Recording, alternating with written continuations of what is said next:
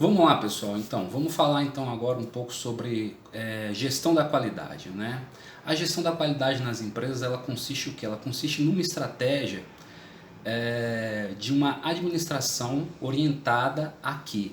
A criar consciência da qualidade de todos os processos organizacionais de uma empresa, tá certo? A gente tem dentro de uma empresa ela é sempre dividida, né? Você tem ali a diretoria de marketing, a diretoria que também pode ser chamada de diretoria comercial, você tem a diretoria técnica, que é relacionada necessariamente ao assunto sobre o qual a empresa lida, né? Ou seja, qual é a produção dela, que serviço, que tipo de serviço que ela oferece. Você também tem a diretoria administrativa financeira, né? Ou seja, você tem várias diretorias. O que gera essa diretoria? O que gera essas diretorias é justamente aquilo que a gente chama de organograma, né? O organograma é por onde começa todo tipo de gestão da qualidade, porque para você gerar qualidade você tem que dividir os setores, né? Você tem que as funções dentro de uma empresa elas precisam ser divididas, entendeu? Para que não haja trabalho em excesso para ninguém, para que cada um realmente se responsabilize exclusivamente pelo seu trabalho, né? Evitando consequentemente o que? Coisas como retrabalho, aquele tipo de coisa, etc. Né? Aí o que é um organograma? Né? O organograma é aquele mapa que tem dentro da empresa, né? Onde você. Aquele mapa que tem dentro da empresa, onde você visualiza o que? As diretorias, dentro das diretorias, os departamentos, dentro das diretorias. Então é como se fosse a árvore genealógica da empresa. Você não tem a árvore genealógica na sua família, né? Seu pai, sua mãe, seu pai veio de duas pessoas que são seus avós paternos, sua mãe de duas pessoas que são seus avós maternos, seu pai e sua mãe tiveram você, seus irmãos, etc. Parará. Então, o organograma ele é justamente isso, ele funciona como uma árvore genealógica da empresa. Quando você quer saber, por exemplo, uma pessoa com quem você quer falar, né, sobre determinado assunto dentro de uma empresa, você vai lá no organograma da empresa, vamos supor, você quer procurar o diretor que é responsável pelas finanças da empresa. Você vai lá no organograma da empresa, vai estar lá o organograma da empresa, a árvore genealógica, você vai identificar a diretoria financeira, vai estar o nome da pessoa, consequentemente um telefone, etc. E você se dirige diretamente a ela. Então, a gestão da qualidade ela trabalha diretamente com essa parte, com isso que a gente chama de organização, né? Com essa diferenciação das atividades, etc. Né? Mas aí, falando mais um pouco mais sobre a necessidade para que serve esse organograma, né? Então, dentro da empresa, as atividades propostas elas devem ser o quê? Elas devem ser planejadas e organizadas com muita clareza, para que sejam executadas com eficiência, né? Isso, para tanto, se faz necessário que você organize essa estrutura organizacional, a estrutura hierárquica, que represente o quê? Como a gente falou, a planta da organização, né? Que represente essa árvore genealógica, que ilustre cada departamento, cada diretoria da empresa com suas tarefas, com seus respectivos responsáveis, os superiores, os subordinados, as equipes. Essa estrutura hierárquica ela pode ser representada graficamente por essa figura que a gente chama de organograma, né? O principal objetivo do organograma é fazer o quê? Fazer com que as pessoas de dentro da empresa, como as de fora também, entendam de maneira clara o quê? Como as pessoas e as atividades da empresa se relacionam entre si, dentro ali da empresa, né? Como essas atividades elas se relacionam. Em outras palavras, o que eu quero dizer? Que o organograma, o quê? Ele esclarece as dúvidas de clientes, ele esclarece as dúvidas de parceiros, de fornecedores, colaboradores, investidores, né? Outra função importante do organograma é o quê? É proporcionar agilidade, né, na percepção das áreas do negócio da empresa, né? A partir do momento em que você conhece os responsáveis por cada setor da empresa, né, fica mais fácil de você entender, né, para onde para onde se pode crescer, né? E como os colaboradores, como a empresa pode crescer e como que esses colaboradores eles podem contribuir para esse objetivo de crescimento da empresa, de maximização da empresa, né? Ou seja, o organograma empresarial ele ajuda a reconhecer, né, as possíveis ameaças, os possíveis problemas, da mesma forma que ajuda também a desenvolver as melhorias, né, para as áreas que a empresa necessita, né? Só que para que um organograma ele cumpra esses papéis, né, essas responsabilidades com excelência, é preciso que ele seja claro, é preciso que ele seja flexível, né? Claro que para que represente com fidelidade a estrutura da empresa, em deixar margem para interpretações errôneas, isso não pode acontecer, né? Ele tem que ser claro no sentido de, como eu já falei, quando você precisar necessariamente mostrar alguém enxergar quem que é responsável por essa, aquela, tal ou outra tarefa, o cara vai olhar lá no organograma e vai identificar, né? Ele não pode, então, dar vazão para interpretações errôneas de quem é quem, que departamento faz o quê, que diretoria faz o quê, etc. Né? Ele tem que ser muito claro, muito objetivo com relação a isso. E a flexibilidade é para que as pessoas não se tornem engessadas dentro de uma hierarquia, que eventualmente seja uma hierarquia rígida, etc. Né? Que por muitas vezes isso pode comprometer o quê? A desenvoltura do departamento, a desenvoltura das equipes, a desenvoltura dos funcionários, né? Então, o que a gente entende? A gente entende que um organograma eficiente ele deve retratar o momento atual de uma organização, de uma empresa, e ser flexível o suficiente para que ele possa eventualmente ser alterado de acordo com a necessidade, com as necessidades e com as mudanças da rotina da empresa, né? Então, é uma ferramenta de um apoio muito grande, né? Porque por meio do organograma você identifica as equipes, como a gente já disse, identifica os responsáveis por essas equipes, identifica os atributos de cada um desses departamentos e, consequentemente, você consegue localizar informações de forma mais fácil, identificar setores em que a produção ela está aquém, setores onde a produção está muito boa, entendeu? Então, essa é e sempre de forma muito clara, muito transparente. Porém, permitindo isso, né? Porque quando o organograma ele se trata de um mapa mental, tá, gente? De um mapa mental da estrutura da empresa, né? Da estrutura das equipes, né? Da distribuição das tarefas, das atividades de uma empresa.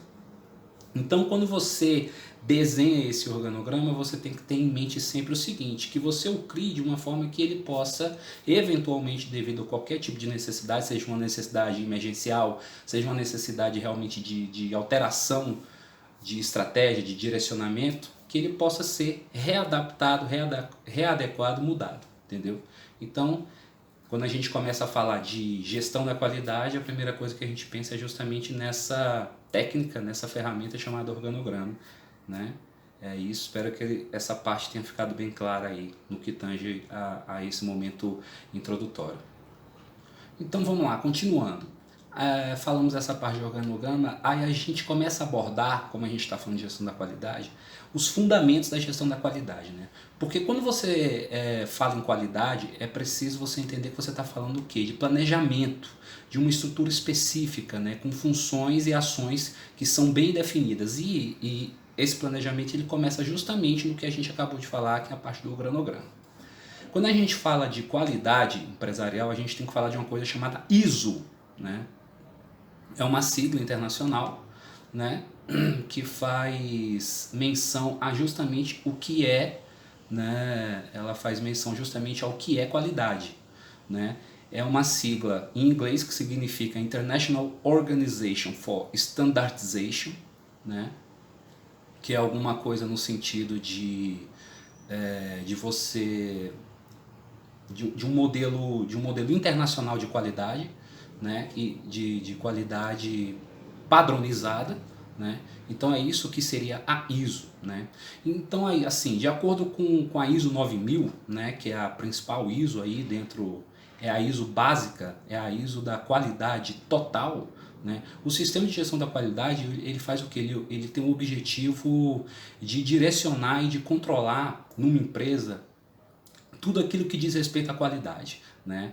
Para a compreensão do sistema é necessário um esclarecimento, né, com relação às palavras-chave mais utilizadas nisso, que faz referência a tudo que é qualidade. Então você tem os princípios da gestão da qualidade, né, que são o que? Foco no cliente, liderança, envolvimento das pessoas, abordagem de processo, abordagem do sistema de gestão, a melhoria contínua, né, abordagem dos fatos, os benefícios mútuos, né, esses benefícios mútuos com o quê? Com fornecedores, com colaboradores, com investidores, etc.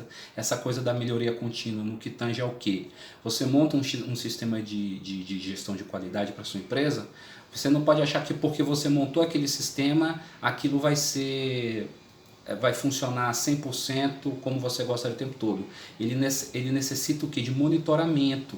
Esse monitoramento vai gerar o quê? Uma melhoria contínua, ou seja, aquele sistema que foi gerado, ele, depois de um dado tempo, ele vai exigir, consequentemente, uma melhoria, uma readaptação, uma readequação desse sistema, né, para que ele continue gerando o resultado no que tange a qualidade dos processos, das atividades produtivas da empresa, com a mesma eficiência que lá no início, né?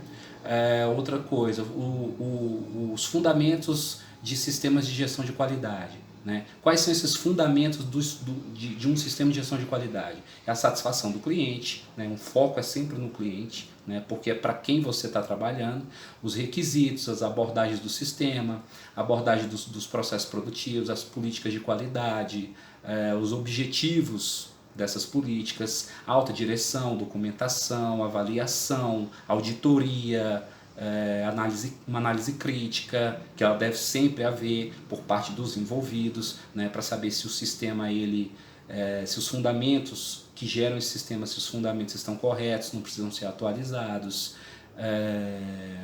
autoavaliação dos profissionais que cuidam da gestão da qualidade na empresa. Já falamos, melhoria contínua, mas aqui ela também entra, também é um fundamento do sistema da gestão. As técnicas estatísticas para você mensurar os resultados, a integração com outros enfoques, né? E a relação com modelos de excelência. Modelos de excelência seria o quê? Modelos de outras empresas que já aplicam, que já têm experiência com essa gestão da qualidade há muito tempo, e que você pode inspirar um fundamento ou outro, né? Que você pode inspirar um princípio ou outro da gestão da qualidade no seu processo, né? Você tem também os termos e as definições relacionados com a qualidade. Quais são esses termos? Gestão, organização, processo, produto, características, conformidade, documentação, né? Tudo isso são termos, são palavras, são conceitos que estão ligados diretamente com a qualidade, não é isso? Como é que surgiu essa coisa da padronização, essa coisa da ISO? Ela surgiu em 1987, quer dizer, já tem algum tempo, né? Surgiu lá fora, né? A Organização Internacional da Padronização, ela desenvolveu por meio de um comitê técnico, né? Que gerou então o que? Justamente essa terminologia chamada ISO. Ela já foi revisada em 94 e já foi revisada em 2000, ou seja, tem uma melhoria contínua, como a gente diz, né? Esses próprios fundamentos, esses próprios conceitos são usados justamente, inclusive por quem criou, né? Aí você vem, improvisação combina com o sistema de gestão da qualidade? Não, não. A partir de um sistema de gestão, as atividades da empresa, elas passam a ser consideradas não mais atividades, mas processos, né? Cujo foco principal é o que eu já falei aqui agora há pouco, é justamente a satisfação do cliente, né? Para cada processo é necessário que você identifique o que? Entradas e saídas, né? Entradas é o que? É aquilo que você precisa colocar dentro daquele processo, é o insumo, a matéria-prima, a mão de obra que você precisa colocar dentro daquele processo para gerar uma saída. O que é a saída? A saída ela é justamente o que? O resultado daquele processo, o resultado daquela atividade. Botem sempre na cabeça, quando a gente falar de qualidade, coloquem sempre na cabeça que processo e atividade é a mesma coisa, são sinônimos, né? O que é necessário ainda com relação ao processo? São os componentes, ou seja, as partes que interagem de forma organizada, né? Entendeu? Esses componentes a gente pode ainda tratar eles como as entradas, como os insumos.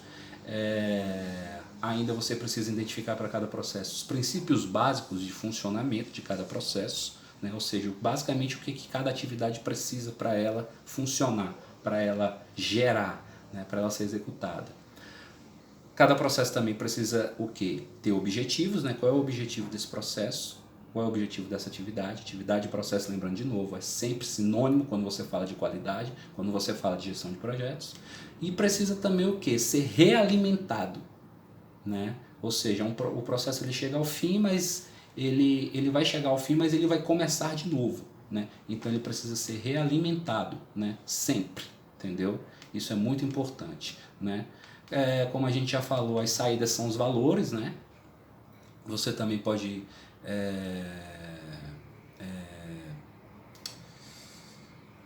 conceitualizar dessa forma, né? Que as saídas elas são os valores, as estratégias elas precisam disso, né?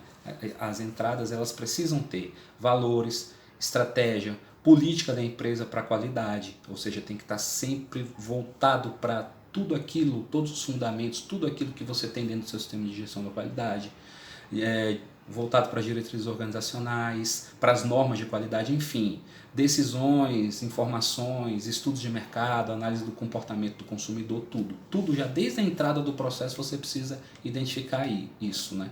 E as saídas, como a gente falou, são o quê? São os produtos, é o resultado, é o serviço, né? Que responde o quê? As exigências, aos anseios do cliente, né? Bem como as atitudes, comportamentos e ações que priorizem, né, a qualidade.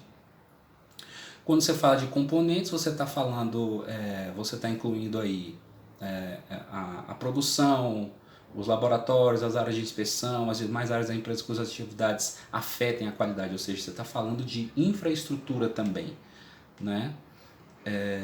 Os objetivos o que? São os produtos e os serviços com qualidade. Todo objetivo de qualquer processo dentro de um sistema de gestão da qualidade é o que? É justamente o que você entregue para o cliente o produto e o serviço dele com a qualidade que ele espera. Finalmente a gente também fala da realimentação, que é o que? Que é o acompanhamento permanente dos resultados obtidos pelo produto ou pelo serviço, né? Aí você vem da estrutura do sistema de gestão, né?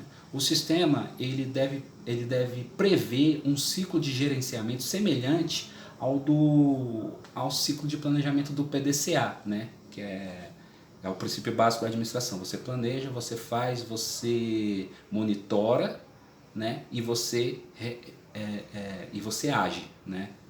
E aí é um negócio cíclico. Ou seja, o que acontece? O administrador, o gestor, no caso, né, a gente já falou da diferença entre gestão e administração, o gestor ele tem que planejar o que vai ser feito, ele vai redigir os procedimentos e as instruções, né? O segundo passo é fazer conforme esse planejado, né? Em seguida, você tem que verificar o que foi feito, né? Fiscalizar aquilo que foi feito e registrar esses resultados. Finalmente, então, você tem que adotar ações que sejam corretivas para o caso de não conformidades com aquilo que foi planejado. Se alguma coisa dentro desse processo aconteceu que não estava planejado e que de certa forma não andou na contramão, então você precisa readequar as coisas de acordo com essas desconformidades, né? Com essas falhas, para que isso não aconteça de novo, né? Aí na visão do consumidor, a gente tem que entender uma coisa, o seguinte, isso aí está diretamente atrelado à satisfação. Na visão do consumidor, o preço ele vai sempre ter relação com a qualidade, né? Todos os processos de qualidade, eles têm como objetivo final o quê? Impactar positivamente nas vendas, impactar positivamente o mercado consumidor, o seu cliente. E entender a percepção desse cliente é importante para você definir planos de ações focados e efetivos, né? Se o produto ele é caro, você imagina que ele seja de boa qualidade, não é isso? A premissa básica é essa. Se você paga por algo e aquilo é caro, então você imagina que aquilo tem boa qualidade e vice-versa. Se tem boa qualidade, ele é caro. O preço, gente, o preço é a quantidade de dinheiro que o consumidor desembolsa para poder adquirir determinado bem, né? e que a empresa recebe por ter fabricado um produto ou prestado um serviço, né? Essa é uma definição, uma outra definição também que a gente dá para preço. Aí você tem a relação entre o produto e a relação entre o produto e o preço, né? O preço, ele comunica o valor, né? Se o produto custa mais, o consumidor ele vai criar o quê? Uma expectativa de que tem muita qualidade, né, naquele produto, naquele serviço. Se o produto ele é barato, o consumidor tende a achar que a qualidade não deve assim, sei lá, essas coisas, não deve ser tão boa, né? Valor.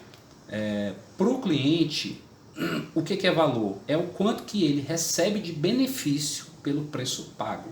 Tá? Então, valor não é preço, né?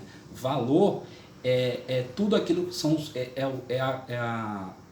é a junção de todos os benefícios que um cliente recebe quando ele paga por um produto, quando ele paga por um serviço. Ele pode aumentar o valor percebido, a gente pode aumentar o valor percebido pelo cliente mediante acréscimos de outros benefícios, né? Então, isso é uma forma também de você estar trabalhando a estratégia da sua empresa. Às vezes você tem um produto, um serviço que você entende que ele tem muito valor já para o cliente, mas você quer um diferencial competitivo maior, então você vira e fala assim, não, vou trabalhar numa estratégia aqui para agregar a esse produto, agregar a esse serviço que eu tenho mais valor, né? Outros valores além do que eles já têm, né? Benefícios percebidos.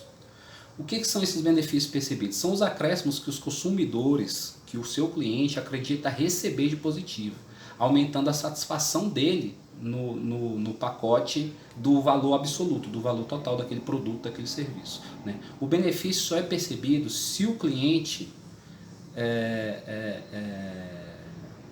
na maioria das vezes, né, muitos dos benefícios eles só é percebidos se o consumidor desejar, se o consumidor necessitar, ou seja, ele já vai em busca daquilo.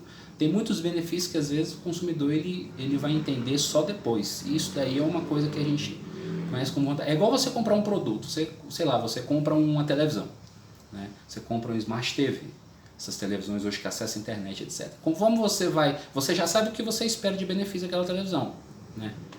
Basicamente é poder acessar o que? Você poder acessar os apps, né, que tem na televisão para você assistir um programa, enfim, para você consumir algum conteúdo. Mas quando você vai fuçando na televisão, às vezes você vai identificando outros benefícios. Por exemplo, você não explicava que tivesse o app de tal coisa, ou então tem um app lá dentro da televisão, quando você acessa a área da Smart TV, que aquilo oferece para você um conteúdo grátis. Então, quer dizer, tem os benefícios que você vai percebendo ao longo do tempo. É verdade que eles, na verdade, já são percebidos antes, até mesmo do cliente comprar o produto, do mercado consumidor comprar aquele produto, porque ele já sabe o que ele está buscando. Mas a partir do momento em que ele busca, você tem esses outros benefícios que são percebidos a partir do momento em que ele consegue, em que ele recebe aquele produto, aquele serviço e começa a consumir.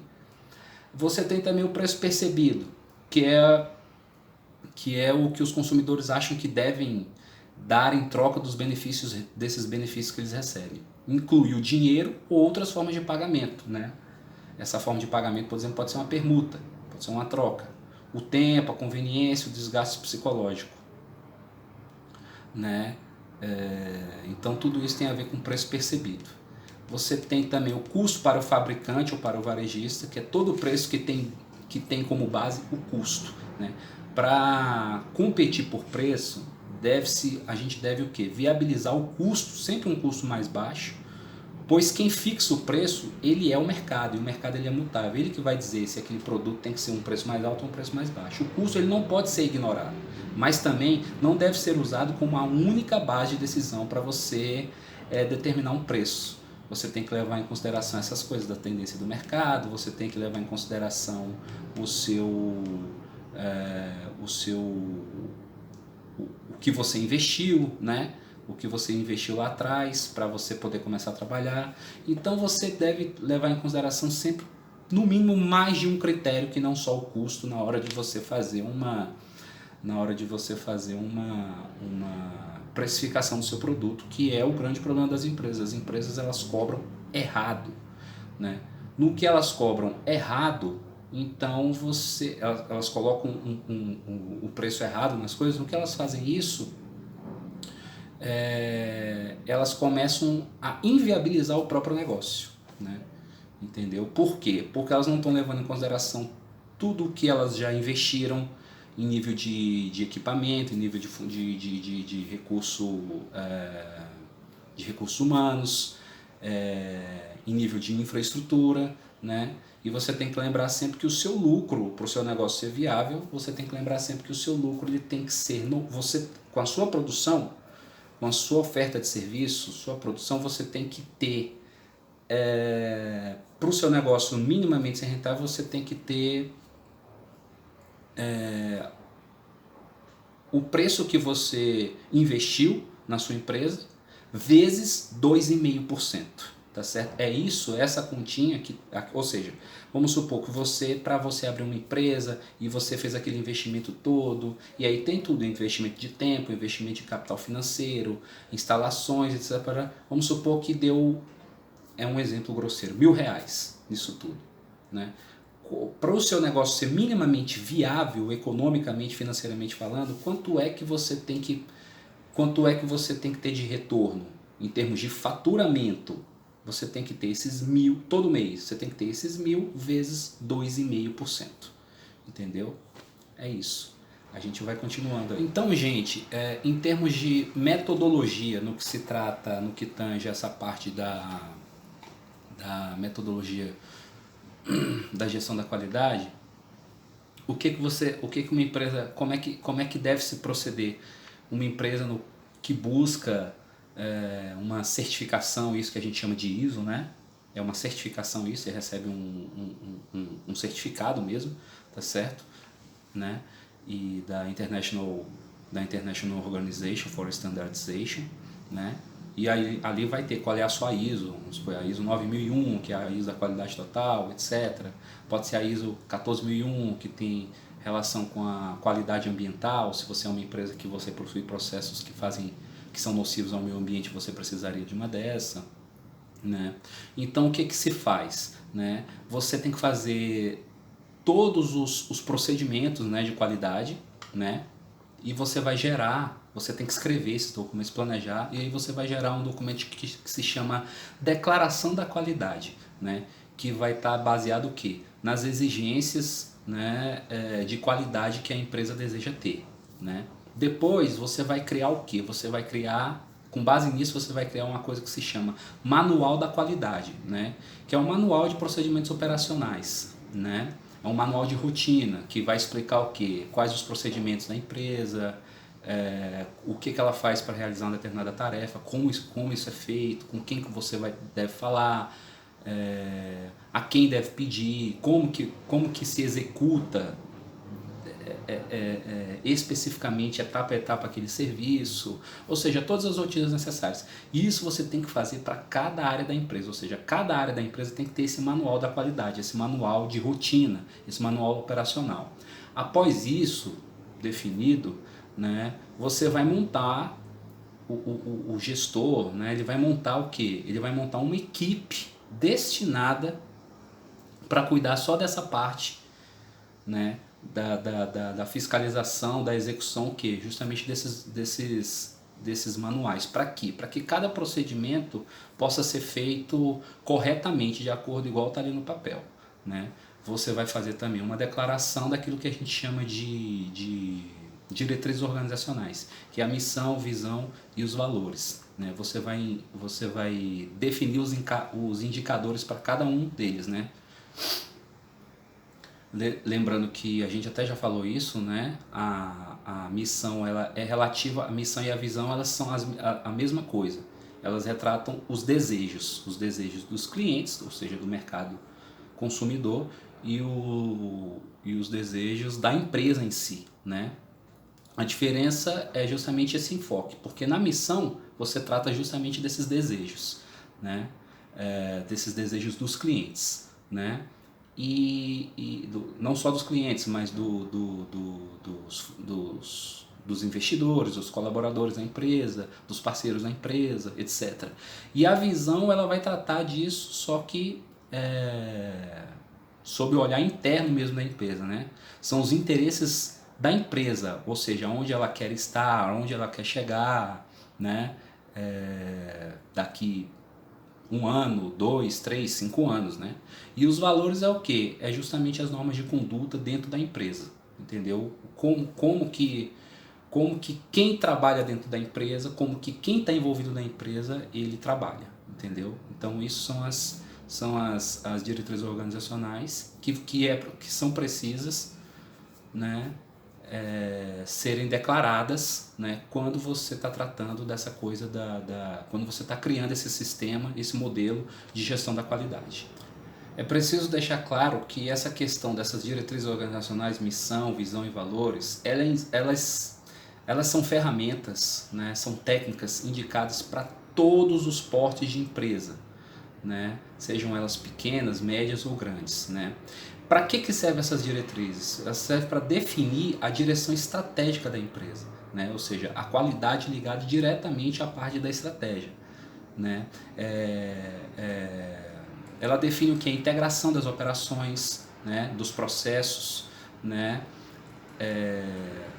e também serve como um motivacional, né, para a equipe. Elas são úteis por quê? Porque permite o empreendedor refletir sobre o papel, né, do negócio dele na sociedade em si, né, e refletir também sobre o futuro da empresa, né. Esse trio, missão, visão e valores, é frequentemente mal empregado na gestão das empresas, né. É comum a gente observar empresas com declarações de missão, visão e valores que são meros objetos decorativos. O cara imprime, coloca ali pregado na parede da empresa dele e na verdade não segue nada daquilo, né? E acabam se tornando o quê? Muitas vezes motivo de piada, né? Para os colaboradores, para os funcionários daquela empresa. Você imagina se você fosse convidado para entrar em um carro, por exemplo, em um veículo que fosse levar você para algum lugar. Como você se sentiria se você não soubesse qual seria o veículo, né? Ou seja, qual seria o carro, o local, o momento da chegada, né? Como é que você se sentiria se você não soubesse qual é o destino que aquele carro vai levar você, né? Quais seriam as condições da viagem? Então, isso é para dar um exemplo, né, de como não fazer quando você quer ter uma missão, uma visão e valores que você só coloca no papel, mas que você não usa aquilo. Então é justamente esse exemplo aí do carro. É você entrar em um carro que você não sabe qual é, com quem que você está ali, quais são as condições, para onde você está indo, quando que você chega, etc. Muitas empresas elas são assim, né? Os gestores, os colaboradores não sabem qual é o propósito da empresa existir, né? Onde é que eles querem chegar, qual é a lógica do funcionamento daquela empresa. Muitas empresas assim, quando elas crescem, elas chegam numa situação de sucesso, mas, aliás, muitas empresas assim, elas não crescem, elas não têm como chegar numa situação de sucesso, né? Entendeu? E às vezes tem empresa até que cresce, que depende muito também com o que você trabalha. Então, às vezes é por isso que a gente vê, por exemplo, muitos casos de empresas que crescem, a demanda aumenta cada vez mais e chega num determinado momento que aquele produto ou serviço daquela empresa perde qualidade. Por quê? Porque eles não sabem como fazer a partir daquele momento em que aquela empresa cresceu, né? Uma empresa que segue essas diretrizes organizacionais, essas 3 condições, missão, visão e valores, sempre fez aquilo de forma qualificada, bem pensada, planejada e segue aquilo à risca, elas estão preparadas para qualquer tipo de momento, até um momento de crise, né? Isso é muito importante determinar também. Outra coisa importante é como é que a gente estava falando dessa coisa de você construir essa missão, essa visão, esses valores de uma forma planejada. Como é que você testa a validade desses 3 componentes, né? Então você tem que pensar de uma forma muito coerente no sentido seguinte: você tem que se perguntar enquanto gestor, enquanto administrador, enquanto colaborador de uma empresa. A missão está genérica demais, ou seja, a missão ela está muito genérica, ela podia ser mais específica, né? que mais? A missão ela serviria para outro negócio bem diferente daquele? É preciso você ter esse tipo de pensamento, porque se a missão ela serve para outro negócio muito diferente do que você tem, então ela realmente está muito genérica, muito provavelmente ela não, pelo menos a partir de determinado ponto ela já não vai mais servir para você. Outra coisa, a missão apresenta o benefício da atuação da empresa? Isso também tem a ver com essa coisa de ser genérico ou não. Ela apresenta quais benefícios ela vai trazer para a empresa. Isso é uma coisa que vocês também têm que prestar atenção. Os colaboradores e os parceiros consideram a missão inspiradora, né? A missão, gente, ela tem que nortear, né? Ela tem que inspirar você a chegar em algum lugar, né? Os colaboradores consideram a missão desafiadora, né? Isso é um outro ponto também. Desafiador não é ser inviável, né? Desafiador é aquilo que requer um planejamento, que requer um cuidado, uma atenção, um monitoramento dessas execuções, mas não significa ser inviável. Ela jamais pode ser inviável, né? É fácil comunicar a visão para colaboradores, parceiros e clientes? É outra coisa que você também tem que mensurar na hora de fazer, de construir, né? Há pelo menos um objetivo bem definido na visão. Isso e tudo que a gente falou agora é a respeito à missão. Agora com respeito à visão, né? Há pelo menos um objetivo bem definido dentro da visão. É importante que você possa ter de 2 a 3 objetivos para cada visão, para a sua visão empresarial, né? Ou seja, para os anseios, para os desejos da empresa, da onde a empresa quer chegar, né? É muito importante isso, porque às vezes você não consegue, dentro daquele seu planejamento, alcançar aquele objetivo dentro daquele prazo, mas você pode alcançar o outro objetivo que você tem, ou os outros 2, 3 objetivos que você tenha. O ideal é que você tenha pelo menos 3, né? A visão ela é mensurável, é uma outra coisa que você precisa se perguntar também. Essa missão ela é mensurável, gente? Ou seja, ela é viável, né? Mais uma vez falando de viabilidade. A viabilidade ela tem que ser tanto para a missão quanto para a visão, né?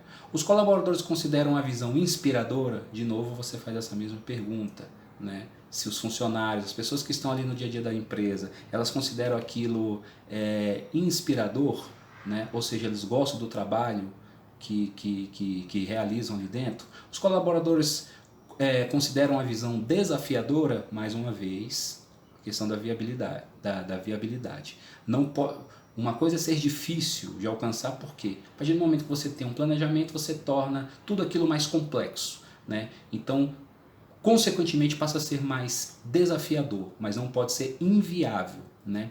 A lista, aí você vai para valores. A lista de valores, ela tem vários itens desnecessários. Quais são os itens necessários? Quais são aqueles que você pode cortar, né? Geralmente, quando você faz aquela lista de valores, aquele manual de conduta, você tem que ver aquilo que é necessário realmente e aquilo que não é. Não é a quantidade que vai dizer se a sua lista de valores ela é pertinente ou não, né? É a qualidade daqueles indicadores, né?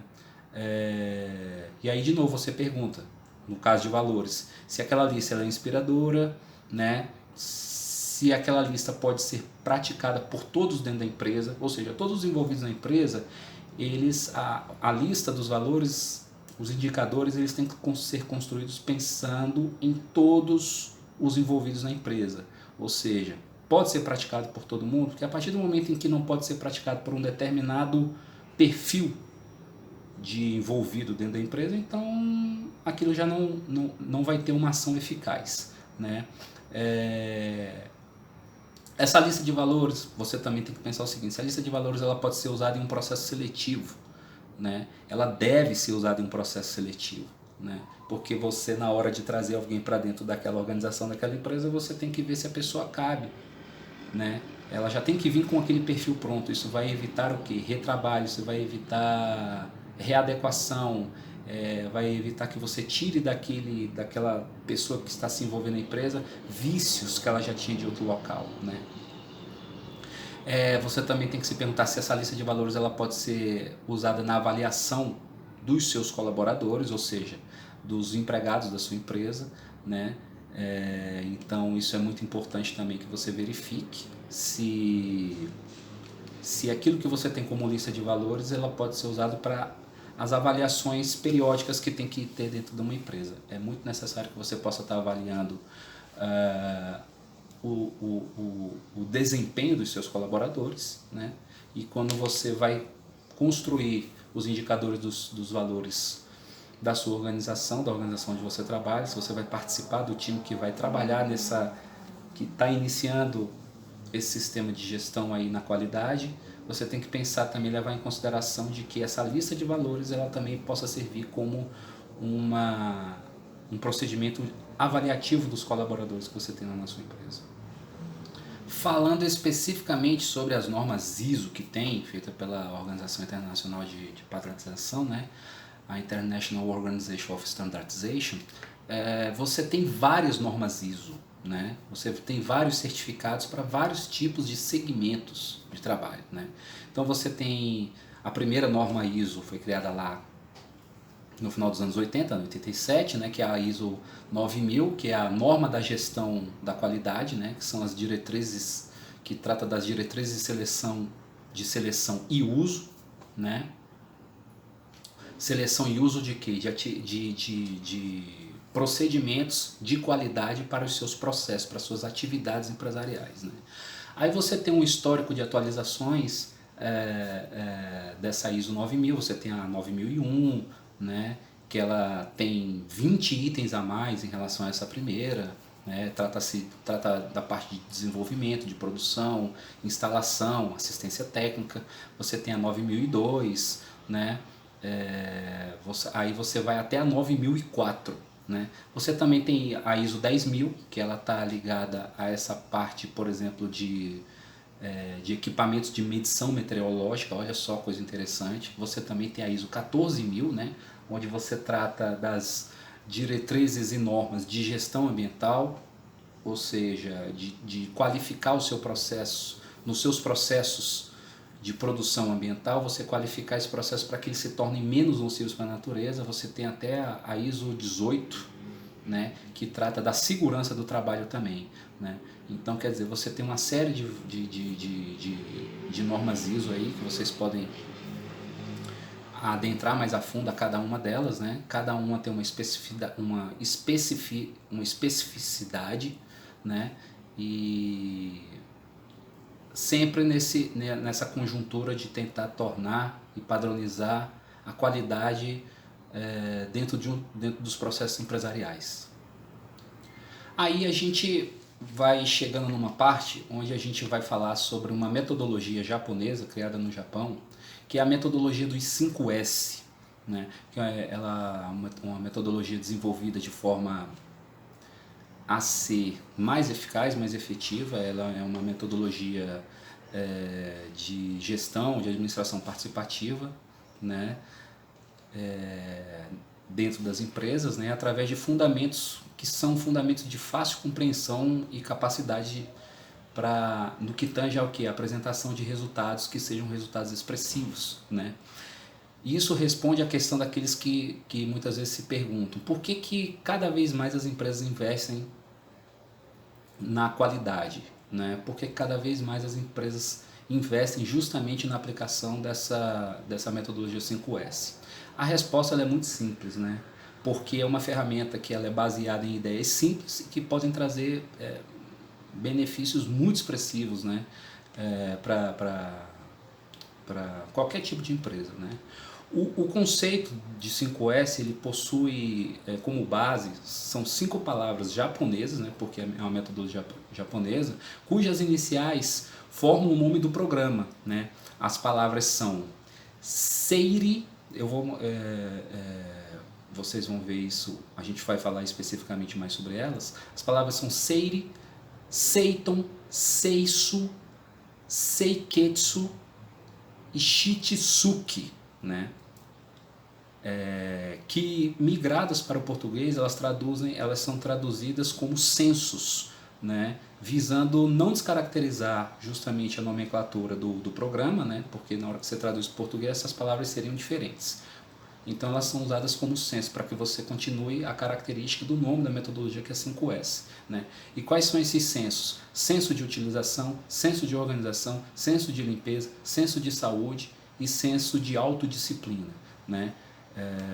Então no censo de utilização você está tratando o quê? De utilizar materiais, ferramentas, equipamentos, dados com equilíbrio, com muito equilíbrio e bom senso, né? Aqui você realiza o descarte, ou então você realoca tudo aquilo considerado o quê? Dispensável, tudo aquilo que você não precisa para poder estar realizando uma atividade, para que um processo tenha andamento, né? Os resultados da aplicação do senso de utilização, eles são evidenciados muito rapidamente, que são o quê? Ganho de espaço, facilidade de limpeza e manutenção, melhor controle de estoque, redução de custos, preparação do ambiente para aplicação dos outros conceitos do 5S. Aí você tem o senso da organização, que é o SEITON, né? Que ele pode ser interpretado como a importância de se ter todas as coisas disponíveis de uma maneira que possam ser acessadas e utilizadas imediatamente, ou seja, quando são necessárias. Para isso, você fixa o quê? Padrões e utiliza algumas ferramentas bem simples, né? Ferramentas como painéis, etiquetas, estantes, etc. Você vê que é tudo muito simples, né? E tudo trata muito de organização. Tudo deve estar, essas coisas, essas ferramentas, elas devem estar próximos do local de uso e cada objeto deve ter seu local específico, né? A gente pode identificar como resultados do senso organizacional o quê? Quando você tem tudo isso muito junto, aonde você precisa, separado corretamente por cada setor, etc., você tem o quê? Quais são os benefícios disso? Economia de tempo, facilidade na localização de ferramentas, de informações e redução de quê? De insegurança. Aí você tem o terceiro componente, que seria o senso, que é o senso de limpeza, né? E esse senso, ele define a importância de eliminar o quê?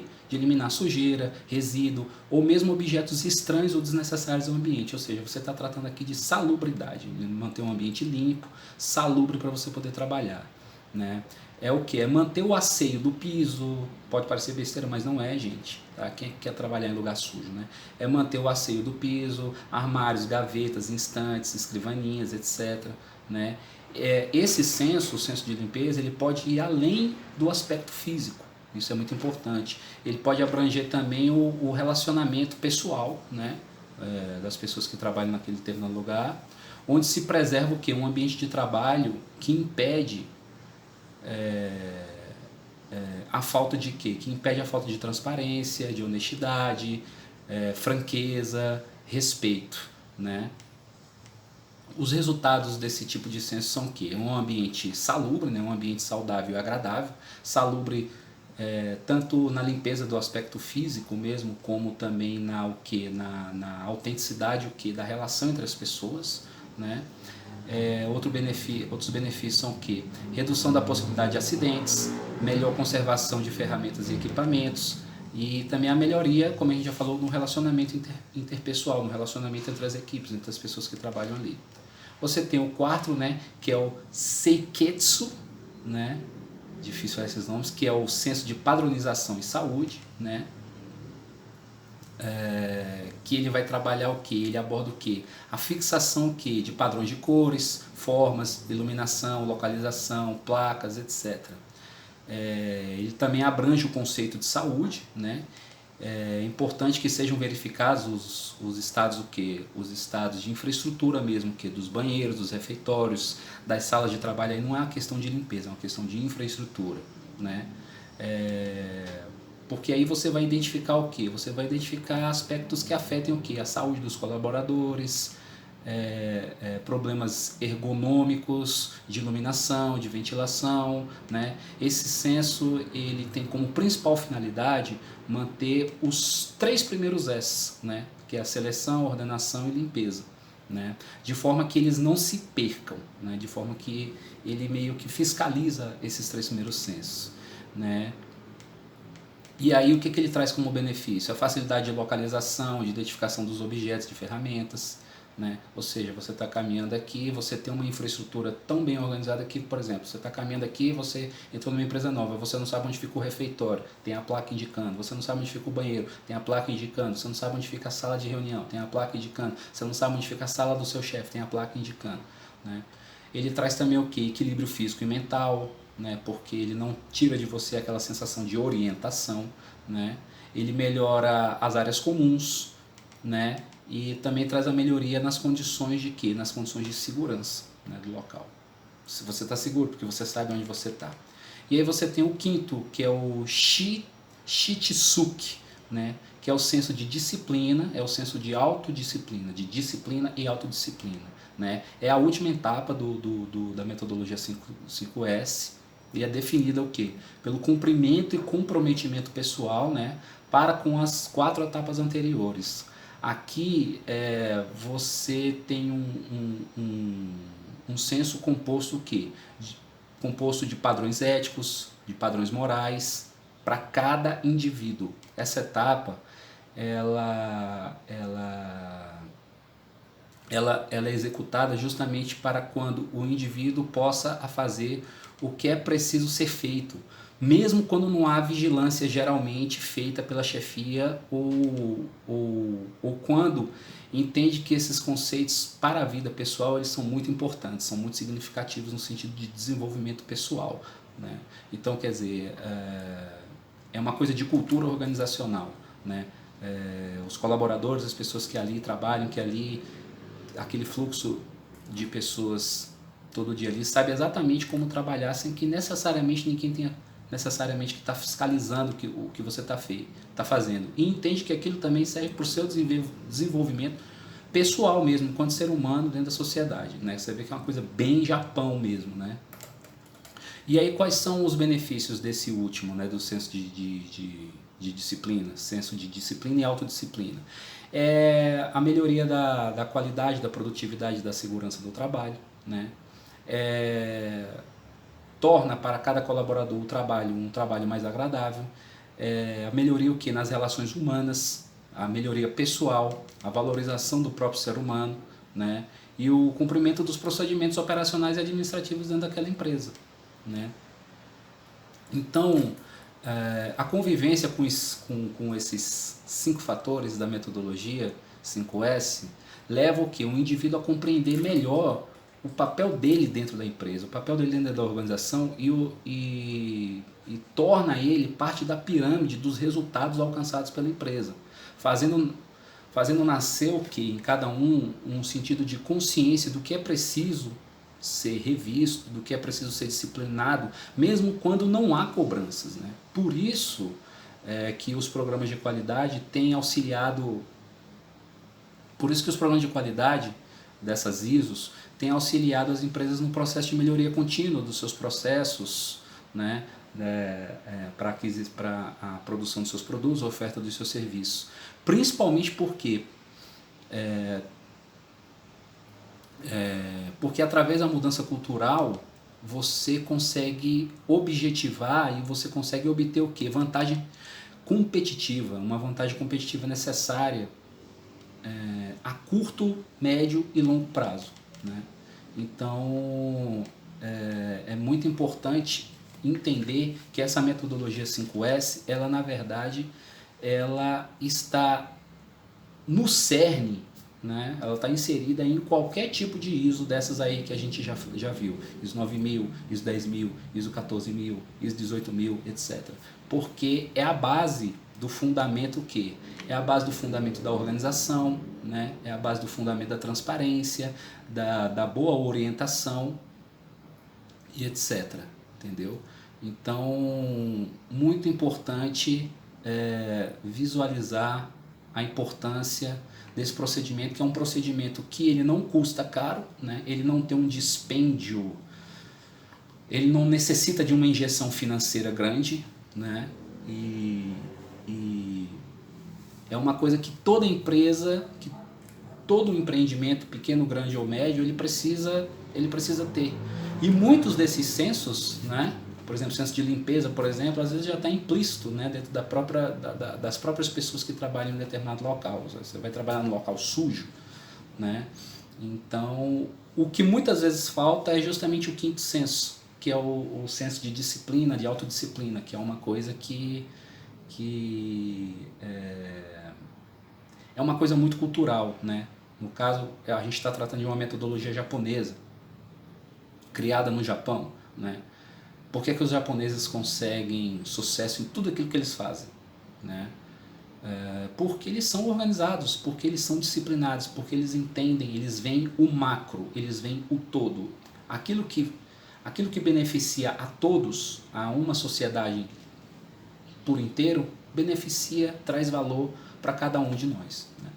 E teve até uma atualização nessa metodologia dos 5S, ela acabou se tornando, ela ainda é conhecida como metodologia dos 5S, mas ela incorporou mais 4 sensos, 4 valores, que é a firmeza, dedicação, o relato com ênfase e a ação simultânea, né? Esses outros 4 sensos, firmeza, dedicação, ação simultânea e relato com ênfase, né? Firmeza no sentido não é de engessado, é de você ser firme nos seus propósitos, é do gestor ser firme. Essa firmeza tem a ver com clareza, tá certo? Ser muito claro naquilo que ele quer dizer, naquilo que ele quer expressar. A dedicação é um conceito autoexplicável, né? É você realmente se dedicar ao seu trabalho.